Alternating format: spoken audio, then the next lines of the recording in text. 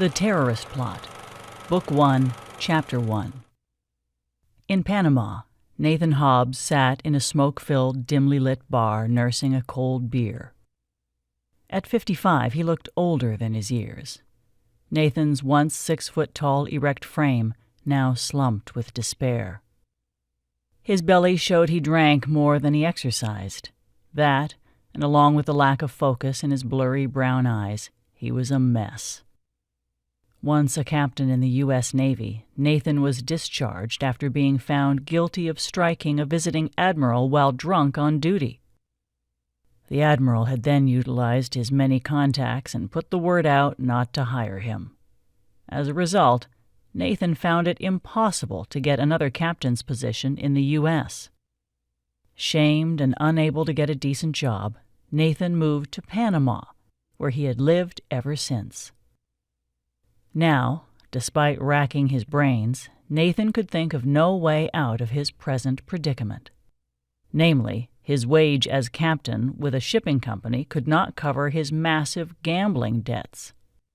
He'd been warned on multiple occasions of the consequences should he not pay off the money he owed.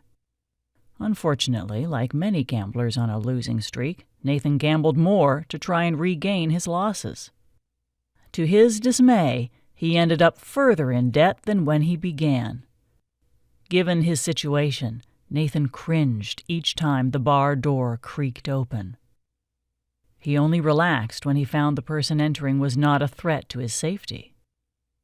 Unbeknownst to him, a way out of his predicament was about to enter the bar. It would present itself because of trouble thousands of miles away in Iran.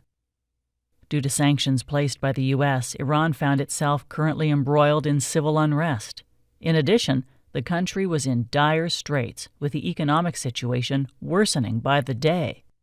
Many in Iran and outside the country knew the Revolutionary Guards ran the country, not the president. The ruling council was worried the population would rise and overthrow the government. This they could not allow happening. Given these concerns, when approached by one Hamid Qureshi with an audacious plan to make America suffer, they were keen to know more.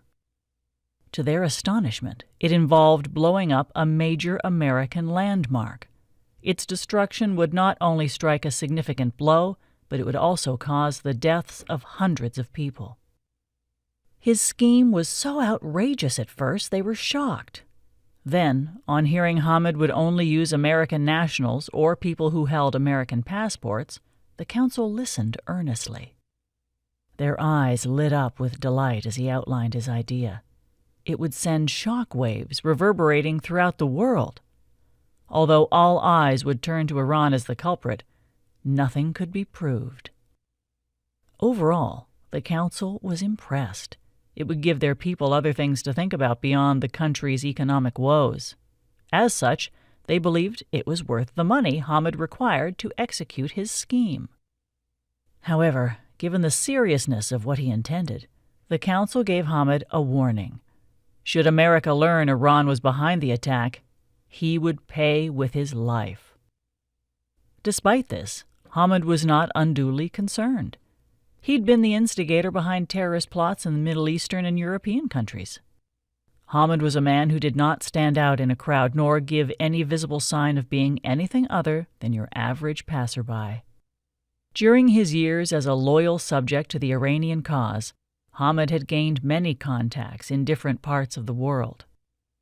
As such, he had plenty of associates to involve in his audacious plot. Hamid chuckled inwardly. He considered himself a master puppeteer. When he pulled the strings, others danced.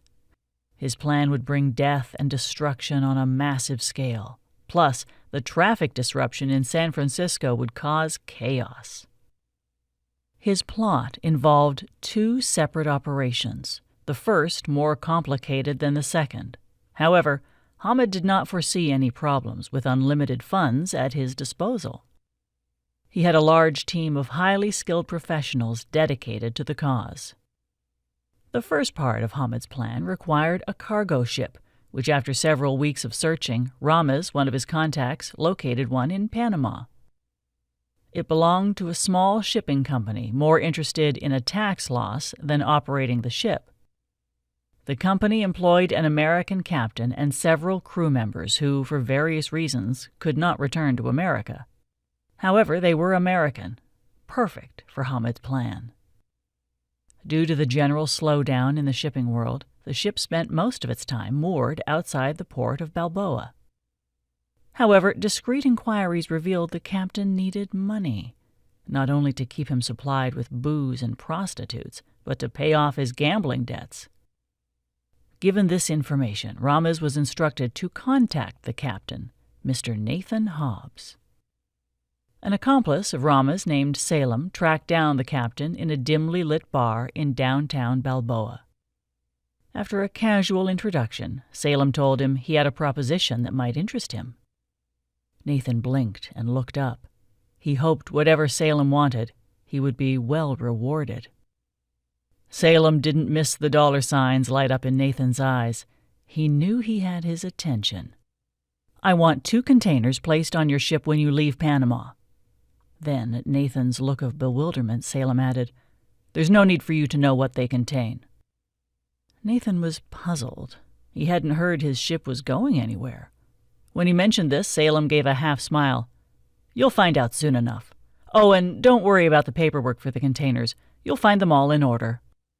When Nathan heard of the money Salem was offering, he gasped in surprise and almost choked on his beer. It would solve all his problems, primarily his gambling debts.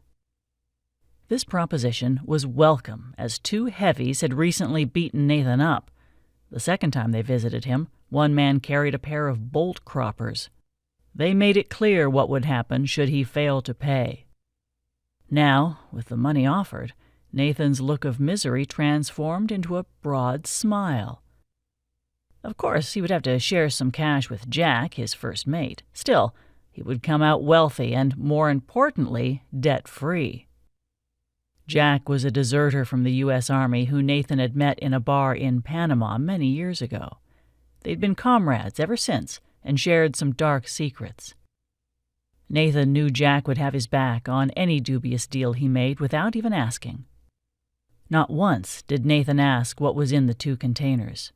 His top priority was to keep his fingers attached to his hands. Asking no questions, Nathan agreed to carry out what seemed a simple arrangement. With this done, Salem agreed to meet Nathan 2 days later, then left.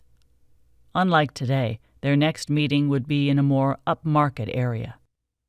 Here, Salem would hand Nathan the first installment of his payment.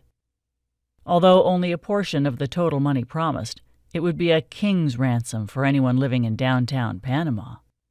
When Nathan next met Salem in a restaurant uptown, he looked a far different man. Before, sitting in a dingy bar, Nathan looked the part, unshaven with untidy hair and worn-out clothing. Today, though still unshaven, Nathan had groomed and dressed smartly.